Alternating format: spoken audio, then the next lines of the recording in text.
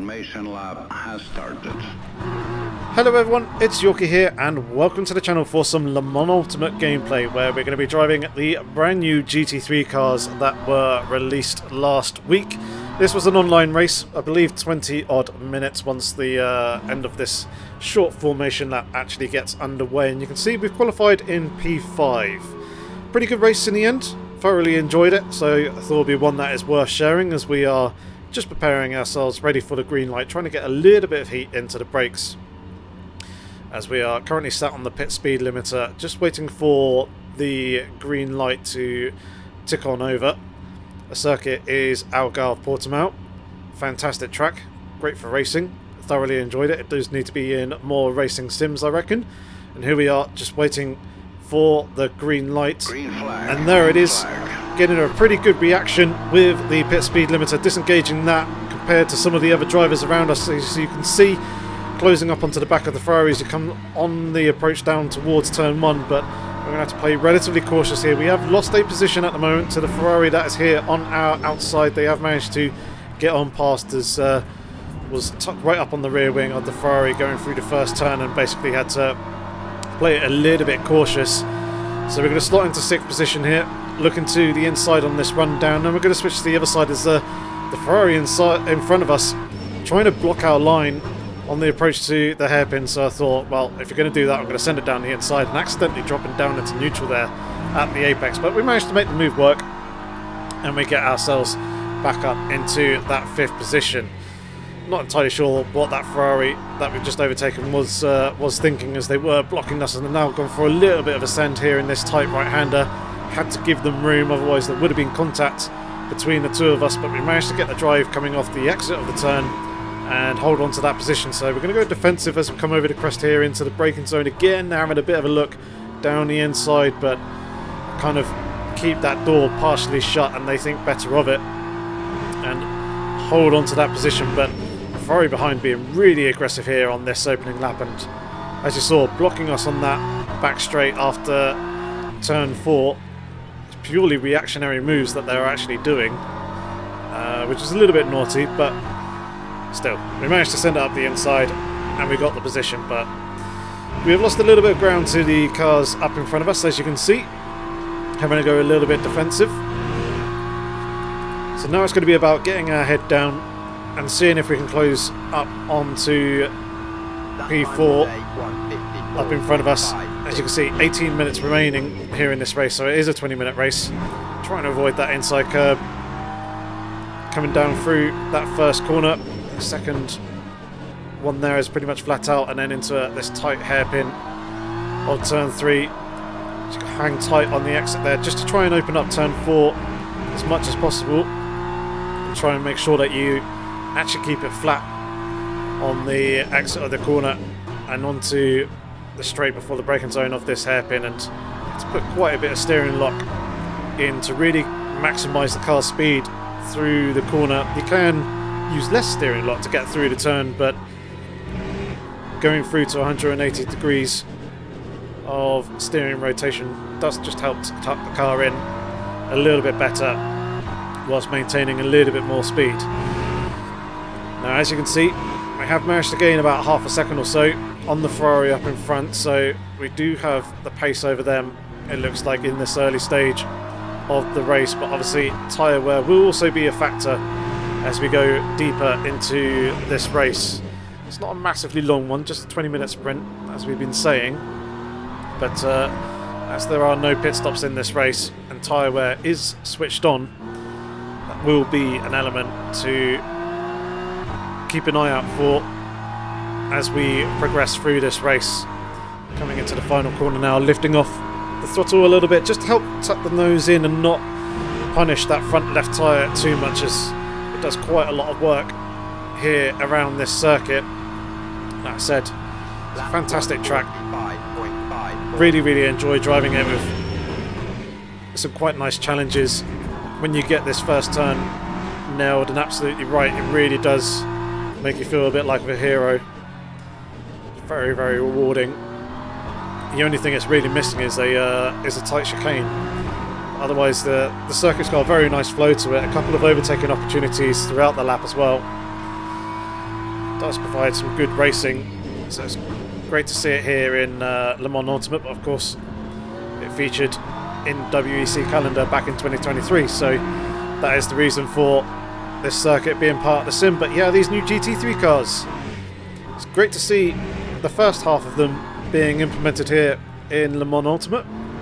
Obviously the second half of the GT3 cars will be coming in Q1 of 2025, but they've released the McLaren 720S Evo 2, which is a free car. Everybody has that one, regardless of whether you have purchased the DLC or have subscribed to their online service that gets you access to the DLC packs, I believe, in the highest subscription tier. So yeah, everyone's got the McLaren 720S GT3 Evo. Everyone can drive that for free. All you got to do is just download it off of Steam. But as you can see, the Ferrari 296 GT3 also features here. We are driving the BMW M4 GT3, and there is also the Corvette C8R GT3 car that also featured in the pack. So it's 4 GT3 cars that they released, as well as Sao Paulo, Brazil. That was also part of the DLC in this update. It's a track that I'm not actually driven yet in the sim, but judging by the footage that I have seen from the trailer and other videos, it does look very, very nicely detailed. And Studio 397 have done a fantastic job on recreating that track in a very nice, accurate fashion. We'll talk a little bit about the GT3 car handling in a bit, because they're now right up onto the rear wing of the Ferrari in front of us. They have a little bit of a moment there on the curb on the outside as someone's kicking up a little bit of dirt and gravel up in front of us. So just trying to find a way past. It's quite tricky to pass into this corner here. There's a number of different lines coming over the crest in the braking zone in the approach to that corner, but wasn't really close enough or had any sort of run to try and make a move there, so just biding our time for the moment. We've still got 13 minutes remaining, plus obviously the lap that the countdown timer reaches 0 to actually complete this race. Again, just looking after that front left tyre a little bit in that final corner, not really punishing it too much, trying to put too much heat through it, just to try and preserve it a little bit later on in the race. But yeah, let's talk about the GT3 handling then. Initial impressions, I thought was fairly good, but I was a little bit concerned by a couple of things, namely the what seems like the lack of roll in the cars, or a general lack of weight. Turns out it was my force feedback at the time. Something had changed in it, but I have subsequently now reset my settings somewhere along the line, and as been recommended, so we got quite sideways there on the exit of that hairpin. Yeah, as recommended by a number of others, to reset the force feedback after the update, and generally that fixes an awful lot of things, and I did that for myself and it seemed to work. I got a bit more detail coming back in terms of the tyre feel, but the cars do still feel a little bit light, and it feels like the tyres themselves as well have a very, very wide range in their peak grip. It's not like in Assetto Corsa Competizione where you get the car building up to the edge of the tyre and you can feel it holding right on at the very peak, and it's a little bit difficult to slip over the edge, and usually if you do it ends up in understeer, but it feels like that window of peak grip is quite wide here in Le Mans Ultimate. Obviously they do use a different tyre in the World Endurance Championship in comparison to the SRO GT Challenge, so that could be a factor there in terms of the actual simulation of the tyres and how they work, because different tyres do work differently depending on the manufacturer and also the conditions. No, say 2 GT3 tyres, say one supplied by Michelin and the other supplied by Pirelli, is going to be the same. They are going to have different handling characteristics. So that was something that's taken a little bit of getting used to, as an opportunity is presenting itself here to get down the inside of the Ferrari as they and the McLaren were battling for position, and using the grunt of the BMW off the exit of the hairpin, we do manage to slip ourselves up ahead into P4 before we got to the right-handed and that right-hander that we just went through there. So that was a nice opportunistic move and position gained. But yeah, that was something to try and get used to, as the tyre model in that sort of sense. And it feels like you can really put quite a bit of steering lock on in a few places and really lean on the tyre and push it really quite aggressively. And it's relatively forgiving, providing that you load up the tyre in a fairly gradual way. If you're super aggressive and really try to chuck the car around, it will bite you. You will end up kind of four-wheel drifting everywhere and you will end up losing time. But if you're a bit progressive with loading up the tyre and then really trying to push and lean into it, it can be quite rewarding there. Obviously, one thing that these cars feature that previous cars within Le Mans Ultimate haven't made use of is ABS. It's implemented in quite an interesting way. It's done accurately to how the cars use ABS in real life in terms of its refresh rate, as it's running at about 40 odd hertz, and it comes through the force feedback as well, which a lot of other sims don't tend to really do. So you can feel it acting on the steering wheel, and you can actually see it as well. If you look at the tops of the steering wheel down at the bottom of the screen in the heavy braking zones, you'll see the steering wheel jittering around quite a bit, and you can also hear it as well. And it's interesting trying to find where the appropriate limit is leaning into that ABS. I think you want to lean into it a little bit, but not too heavily. Don't be completely reliant on it like you are in ACC, where you absolutely smash the pedal to 100% and then maintain that for the entirety of the braking zone, and only really starting to bleed off once you want to start turning in, and then you do a little bit of trail braking into the corner. Whereas in these cars, in the heavy braking zones, you can go to 100% initially and you can hold that for a little bit, but you want to start dialing the amount of brake pressure back and actually try and only sit just inside or right on the limit of the ABS kicking in, and then obviously trail braking a fair bit more in the corner just to try and help get that rotation. We've got quite a nice run here on this McLaren in front of us, although trying to make a move into turn one is a little bit difficult. We are going to fake the move a little bit there, and they don't really go for that. We've gone a little bit deep marginally there on the exit of turn one, but nothing that's really going to present us with an opportunity. So let's try and line ourselves up for a good run off the exit of turn 3, coming through turn 4. Here the traction control kicking in a fair amount there, and we're relatively close. We're going to go for the move down the inside, sending it, managing to get the car slowed down at the apex. A whole boatload of understeer on the exit there as we're trying to apply the traction, and we're now side by side. A little bit of door rubbing as we come through the left-hander kink. Now we're into the right-hander, third gear. We are still got a little bit of an overlap here, down into first gear just to give him room on the exit if needs be, but we do manage to get our nose up ahead of theirs, and that is the position gain there. Very, very nice move. Just felt like that was going to be a good opportunity to try and surprise them a little bit with a send down the inside into the turn 5 hairpin, and it worked very, very nicely. As you probably saw, we did get very, very close in terms of contact at the apexes. Their front bumper just skimmed and brushed and maybe slightly kissed my rear bumper, but I didn't feel it. So everything's all good there, and we're now up into the podium positions with P3.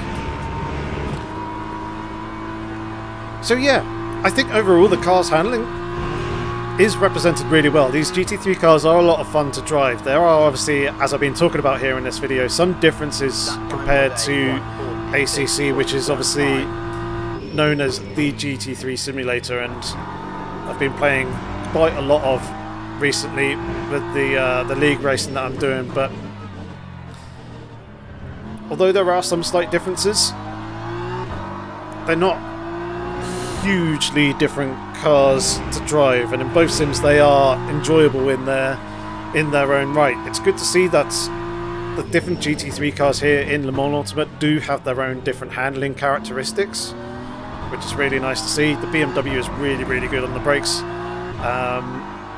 The Ferrari, from what I've tested, is quite loose coming into some of the medium speed corners on braking. Turn 1 is really quite tricky. You can't quite guide the car in towards the apex like you can here in the BMW M4 GT3. You have to be a fair bit more cautious in your approach and really try and brake in a straight line first before letting the car guide towards the apex. But if you try and trail brake the car in, the rear end gets very, very light and does want to swap ends on you. So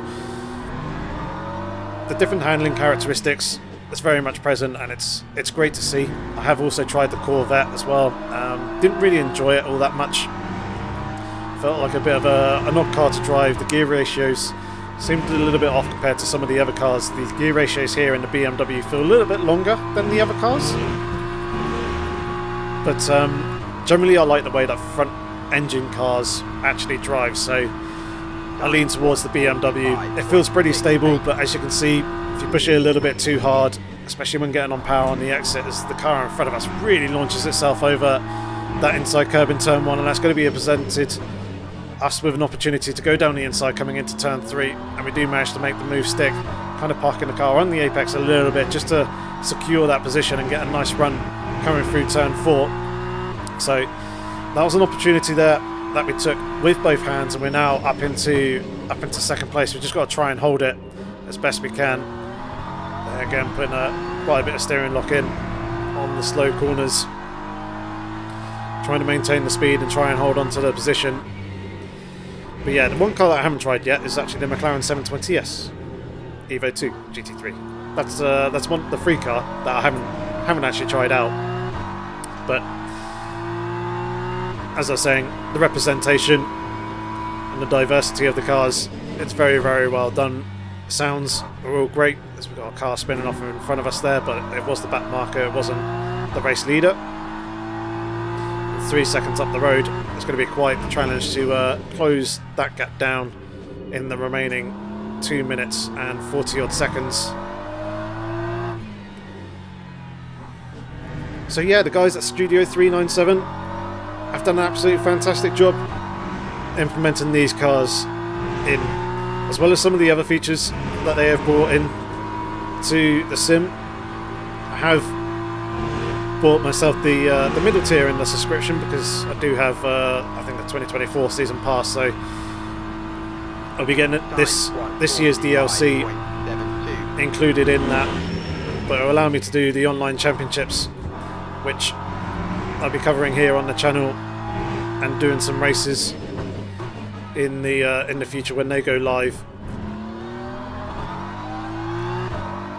and hopefully we can get some good racing out of those. But these daily races, the online ranked races that Le Mans Ultimate provides, do a very nice job of keeping things feeling competitive, being match made against people of a similar skill level to yourselves and myself. So as you can see, we're making a little bit of ground on the car up in front, but we're not making huge amounts of ground. So the matchmaking system is working very, very nicely and providing some great, fantastic racing. Just generally, I'm really enjoying Le Mans Ultimate, to be fair. It's making good steps with each major update. The stability is generally improving. I think it has taken a slight step back compared to the version prior to it, as I have seen a couple more crash to desktops and some other issues being reported in the multiplayer. I myself have also had an issue where the pre-race screen UI actually didn't disappear from the screen, and then I ended up doing one of these 20-minute races with that pre-race screen UI over the top. I have found out after the fact that pressing escape again does tend to clear it, but I didn't realise at the time, and basically I was able to drive the car and obviously see the UI, but or like the HUD and everything else like that, but the pre-race screen UI stayed stuck over the top. So that was a little bit odd and a little bit annoying. There's a couple of obviously bugs that have crept back in, but generally everything is trending in the right direction for Le Mans Ultimate, which is good. It just needs a few more players to come in, obviously continue to build the community and the player base, and the racing really does speak for itself. But at the moment, where everyone's enjoying the sim after the recent patches, as we've got a car rejoining the circuit there just up in front of us. Thankfully we had the yellow flag, so we were privy to something going on, and we just about managed to avoid making contact with them as they were driving across the circuit there. But yeah, if the player base can remain healthy, then this will be a fantastic sim, and the online system will work really, really well. We are continuing to close down on P1. As you can see, that gap we got down from just over 3 seconds down to 1.5, now slightly less. However, this is obviously the final lap of the race, as that countdown timer has now reached 0. So, barring a huge mistake from the Ferrari up in front, we are going to be finishing P2 as we come across the line, and that is indeed exactly what is going to happen.